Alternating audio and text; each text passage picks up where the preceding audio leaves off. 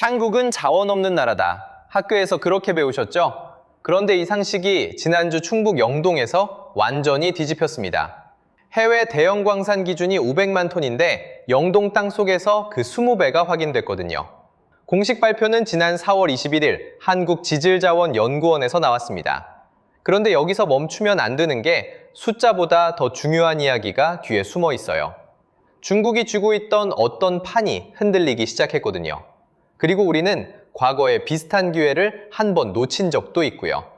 돈의 흐름을 따라가 보면 이 광물이 왜 지금 중요한지, 그리고 내 월급, 내 물가하고 무슨 상관인지 그림이 보입니다. 먼저 이 1억 톤이라는 숫자가 어디서 나온 건지부터 짚고 가겠습니다. 지난 4월 21일 한국지질자원연구원이 영동군과 함께 조사한 결과를 공식 발표했는데요. 2024년부터 2026년까지 약 2년 동안 시추공 28개를 뚫고 물리 탐사를 하고 3차원 지질 모델링까지 돌려서 확인한 숫자입니다. 그냥 만테오 수준의 추정이 아니라 땅을 직접 찔러보고 실증한 데이터라는 거죠. 확인된 매장량이 1억 450만 톤입니다. 해외 대형 광산 기준이 보통 500만 톤이거든요. 쉽게 말씀드리면 해외 대형 광산이 500원짜리 동전 한 줄을 쌓아놓은 기준이라면 영동은 같은 자리에 10,000원어치가 쌓여있는 셈입니다. 20배 차이예요. 그럼 이게 무슨 광물이냐? 이름이 일라이트입니다. 낯선 단어죠? 간단히 말하면 점토 광물의 한 종류인데요. 얇은 층이 겹겹이 쌓인 구조를 가지고 있습니다. 이 층 구조 덕분에 뭔가를 끌어당기고 붙잡는 능력이 뛰어납니다. 일라이트가 가진 핵심 기능이 5가지입니다. 하나씩 풀어드릴게요. 첫째, 중금속 흡착. 수돗물이나 폐수에 섞인 해로운 금속을 자석이 쇠붙이 잡듯 끌어당겨 붙잡습니다. 둘째, 원적외선 방사. 사우나돌에서 느껴지는 그 따뜻한 파장을 자연적으로 내뿜는 성질입니다. 셋째, 항균 작용이에요. 세균 번식을 억제합니다. 넷째, 탈취. 냉장고 탈취제가 냄새 분자를 빨아들이는 원리와 같아요. 다섯째, 유기물 분해를 돕는 촉매 역할까지 합니다. 그동안 일라이트는 주로 건축자재나 도자기 원료, 사료 첨가제로 쓰였습니다. 가격도 그리 비싸지 않았죠? 그런데 이 5가지 기능이 재평가되면서 쓰임새가 확 넓어지고 있습니다. 환경 정화 소재, 프리미엄 화장품, 건강기능 소재 원료까지 올라간 거예요. 여기에 한 가지 더 놀라운 게 있는데요. 방사성 세슘도 흡착합니다.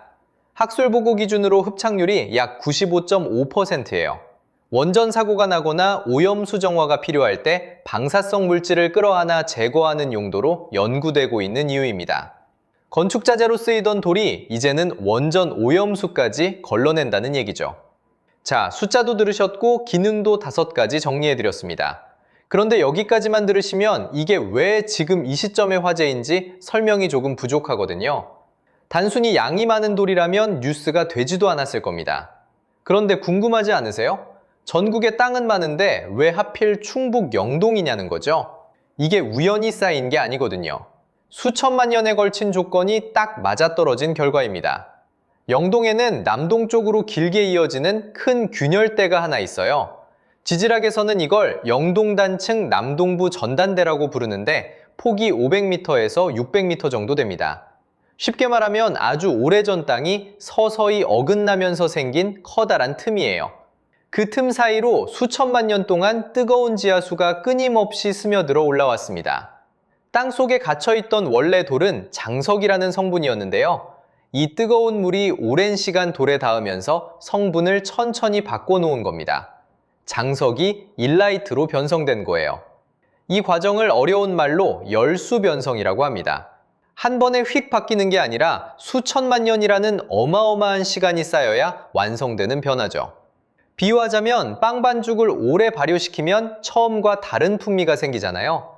그것처럼 땅 속에서도 느린 화학 변화가 수천만 년 일어난 거죠. 그래서 다른 지역에서는 잘 나오지 않는 고품질 일라이트가 이 구간에 집중적으로 쌓였습니다.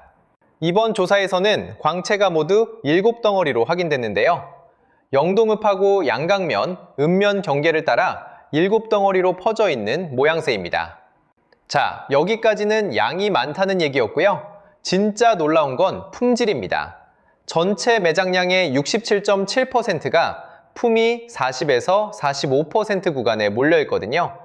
이게 무슨 뜻이냐면 광석톨 한 덩어리를 깼을 때 그 안에 절반 가까이가 실제로 쓸 수 있는 일라이트 성분이라는 뜻이에요. 그리고 이걸 미세하게 정제하면 순도를 최대 98%까지 끌어올릴 수 있습니다. 이 조합이 왜 드문가 하면요. 광물 세계에서는 양만 많아도 안 되고 순도만 높아도 안 되거든요. 양이 아무리 많아도 품질이 낮으면 정제 비용이 강당이 안 돼서 상업성이 사라집니다. 반대로 품질은 좋은데 양이 적으면 아예 산업으로 키우기가 어렵고요. 영동은 이 두 조건이 동시에 잡힌 드문 케이스입니다. 해외에서 대형 광산이라고 부르는 기준이 500만 톤인데 영동은 그 20배가 들어있으면서 품위까지 높은 겁니다. 그리고 이 대목이 이번 발표의 진짜 핵심이에요. 사실 예전부터 영동 땅 속에 일라이트가 많다는 말은 있었습니다. 인터넷에서는 5억 톤이 묻혀 있다는 이야기까지 돌았거든요. 그런데 그건 정밀조사 없이 떠돌던 추정치였습니다. 이번에는 달라요. 2년 동안 28개 시추곰을 뚫고 3차원 지질 모델링까지 돌려서 실제로 1억 450만 톤을 실증한 겁니다. 소문 수준이던 숫자가 과학으로 확정된 거죠. 이 전환 자체가 엄청난 의미를 갖습니다. 이 품질 덕분에 지금 국제시장에서 영동 일라이트의 의미가 달라집니다. 자, 여기서 돈의 흐름을 따라가 보면 한국 제조업 뒤에 숨어 있던 구조 하나가 보입니다. 우리가 매일 쓰는 스마트폰, 전기차 배터리, 냉장고, 가전제품, 이 물건들이 만들어지려면 땅에서 캐낸 광물들이 반드시 필요하거든요. 그런데 그 재료가 지금 어디서 오고 있는지 숫자로 들여다보면 좀 아찔합니다. 2024년 기준으로요, 한국의 희토류 중국 의존도가 약 80%입니다. 리튬은 63.2%, 니켈은 99.4%, 코발트는 81.5%, 흑연은 93.1%. 쉽게 말하면 우리 공장이 돌려면 재료 10개 중 8개가 한 나라 창고에서 오는 구조인 거죠. 그것도 한두 품목이 아니라 전기차, 배터리, 반도체, 스마트폰에 꼭 들어가는 핵심 재료들이 전부 그렇다는 겁니다. 생각해보면 꽤 아슬아슬한 구조예요. 이게 왜 무서우냐면 중국이 2025년에 네오디듉, 디스프로슘, 터분 같은 중희토류 7종에 추가로 수출 통제를 걸어뒀거든요. 판매자가 가격도 공급량도 마음대로 흔들 수 있는 위치라는 뜻입니다. 주인이 언제든 수도꼭지를 잠글 수 있는 위치에 있는 거죠. 정부도 이걸 당연히 알고 있어요. 그래서 2030년까지 중국 의존도를 80%에서 50%대로 끌어내리겠다는 목표를 세워뒀습니다. 10년이 채 안 남았는데 30%포인트를 깎아야 하는 쉽지 않은 숙제죠. 이제 영동 일라이트가 왜 경제안보 카드로 불리는지 감이 오실 텐데요. 일라이트 자체가 희토류는 아닙니다.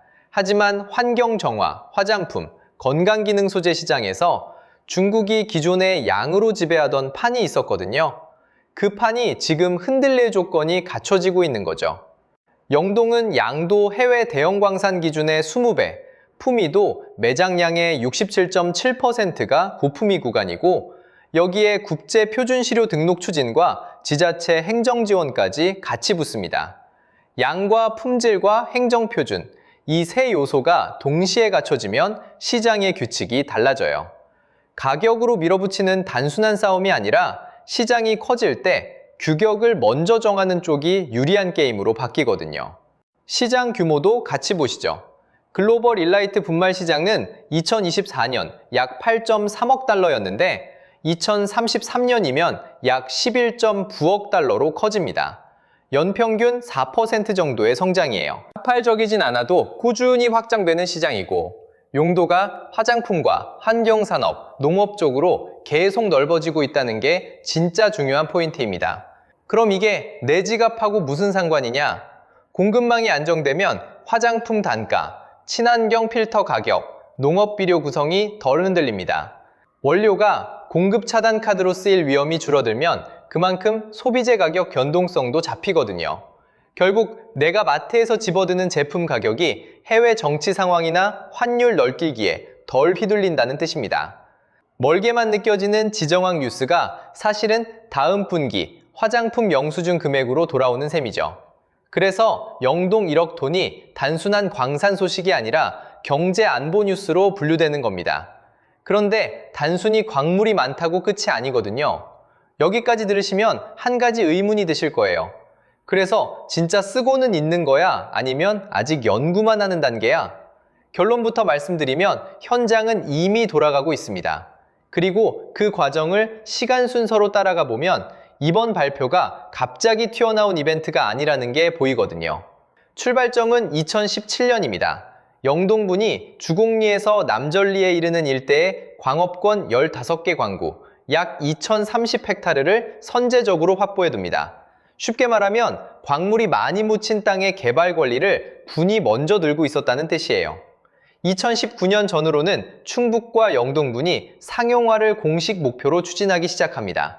땅 권리를 먼저 쥐고 그 다음에 산업화 깃발을 꽂은 순서인 거죠. 행정의 다음 수는 공장 동네를 통째로 만드는 일이었습니다. 2023년 2, 3월에 지식산업센터를 착공하고 2025년 3월에 준공해서 문을 엽니다. 총 사업비는 230억 원인데 국비 120억, 도비 30억, 분비 80억이 섞인 구조예요. 연면적은 6,338제곱미터, 지하 1층에 지상 4층, 임대 가능한 공간이 28실입니다. 그리고 2026년 2월 현재 입주율이 50%, 14개 업체가 들어와 있습니다. 2026년 안에 75%, 2027년에는 100%까지 채우는 게 목표고요. 쉽게 비유하면 공장 3방을 기업이 절반 이상 채운 상태로 자리는 지금도 계속 차고 있다는 뜻입니다. 제품 쪽은 어떨까요? 국내 화장품, 기능성 소재 업계가 이미 일라이트로 만든 크림과 비누를 상품으로 내놓고 있고 지역 하나로마트와 로컬푸드 매장에서 실제로 팔리고 있습니다. 지역 마트에 그 광물로 만든 제품이 실제로 진열돼 있다는 얘기예요. 이게 중요한 게 원료만 파는 구조가 아니라 가공해서 소비자에게 닿는 마지막 단계까지 지역 안에서 연결됐다는 겁니다. 연구 쪽도 놀고 있지 않습니다. 국내 대형 연구기관과 의료기관이 바이오 피드백 고압 액상 추출이라는 기술로 일라이트 추출액을 뽑아내서 기능성을 측정해 왔거든요. 항산화 효능이 일반 미네랄 워터 대비 약 5배로 나왔고 콩나물 재배 실험에서는 비타민C가 1.9%, 미네랄이 11.2% 올라간 결과가 확인됐습니다. 여기에 더해 표준화 지원센터 건립도 진행 중입니다. 그리고 어쩌면 가장 결정적인 수는 2026년 하반기 미국 점토광물학회 CMS에 국제 표준시료 등록을 추진한다는 대목이에요. 쉽게 말씀드리면 전 세계가 이 광물을 비교할 때 기준으로 쓰는 견본이 한국산으로 지정된다는 겁니다. 자격증 시험 기출 문제를 한국이 만드는 것과 비슷한 위치예요. 가격으로 싸우는 게 아니라 규격을 준 쪽이 되는 길입니다. 이게 왜 내 이야기가 되느냐? 숫자 하나만 더 보시면 됩니다. 영동군 인구는 2026년 2월 기준 43,043명이에요. 주민 설문에서 사람이 빠져나가는 가장 큰 이유로 꼽힌 항목이 양질의 일자리 부족 38.1%였습니다. 일라이트 특화 산업단지와 청년 임대 스마트팜 같은 사업이 여기에 붙는 거죠. 땅에서 나온 광물이 지역의 일자리와 저녁 식탁까지 이어지는 구조가 이제 막 모양을 잡고 있습니다. 여기까지 들으시면 다 좋은 얘기 같죠? 그런데 제가 한 장면이 자꾸 걸립니다. 1994년 우리가 이미 한 번 놓친 기회가 있었거든요. 강원도 영월에 상동광산이라고 있습니다. 1980년대에 세계 최대 규모의 텅스텐 광산이었어요. 매장량 약 5,800만 톤.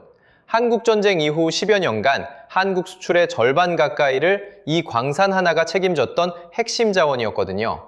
그런데 1980년대 중반부터 중국이 값싼 텅스텐을 쏟아내면서 수익성이 무너졌고 결국 1992년 휴광, 1994년 폐광됐습니다. 땅속에 그대로 묻어둔 거죠. 문제는 그 다음이에요. 외환위기가 터지면서 광산 소유권이 해외로 분할 매각됐습니다. 지금 이 광산을 운영하는 곳은 캐나다에 본사를 둔 해외 자본 기업이에요. 2015년에 인수한 이 회사가 지난 10년 동안 시추와 탐광에 약 1,800억 원을 투자했고 2026년 상반기에 본격적으로 생산을 재개합니다. 타이밍이 또 기가 막혀요. 미국이 2024년에 방위 조달 규정, 이걸 디파스라고 하는데요. 여기에 2027년부터 중국산 텅스텐 사용 금지를 확정해버렸거든요. 그래서 상동 광산이 비중국권 공급의 40%를 담당할 걸로 예상됩니다.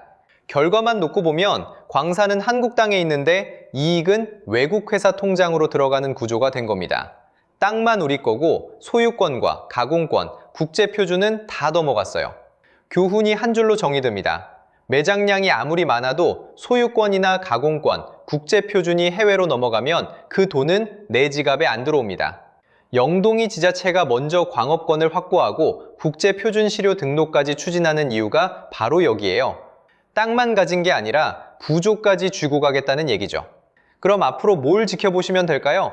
체크포인트 3가지 드립니다. 첫째, 상장된 일라이트 전문 기업은 현재 없습니다. 그런데 발표 직후에 영동 일라이트 관련주 이름으로 급등하는 종목이 있다면 공식 사업 연관성이 확인되기 전까지는 관망하세요. 과거 유사한 보도 직후에 작전성 움직임이 반복된 사례가 있었거든요. 원재료가 가치 있다는 것과 특정 상장사가 돈을 번다는 건 완전히 다른 얘기입니다. 둘째, 행정과 표준 진행 상황이에요. 2026년 하반기 CMS 국제 표준 시료 등록 결과, 지식산업센터 입주율, 표준화 지원센터 착공, 이 세 지표가 같이 움직이면 진짜 산업화 단계에 들어섰다는 신호입니다. 셋째, 소비자 관점의 체감입니다. 지역 하나로마트나 로컬 푸드 매장에 가보시면 일라이트로 만든 크림이나 비누 제품이 이미 진열되어 있어요. 광물이 우리 삶에 닿는 속도가 가장 정직한 지표거든요. 체크포인트 3개는 신호등 3개와 같아요. 3개가 전부 녹색으로 바뀌어야 진짜 출발입니다. 정리하겠습니다. 영동 1억 450만 톤은 단순한 광산 발견이 아닙니다. 자원 상식이 뒤집힌 날이고 중국 의존을 낮출 카드이면서 동시에 과거 실패를 반복하지 말라는 경고판입니다. 땅과 구조, 표준 3가지가 갖춰진 첫 사례로 기록될지는 우리가 얼마나 지켜보느냐에 달려 있어요. 모르면 끌려가고 알면 방향을 바꿉니다. 이번엔 땅만 가진 게 아니라 구조도 가진 채 시작하거든요. 이런 유용한 경제 이야기를 앞으로도 계속 받아보고 싶으시면 구독과 좋아요 꼭 눌러주세요. 큰 힘이 됩니다.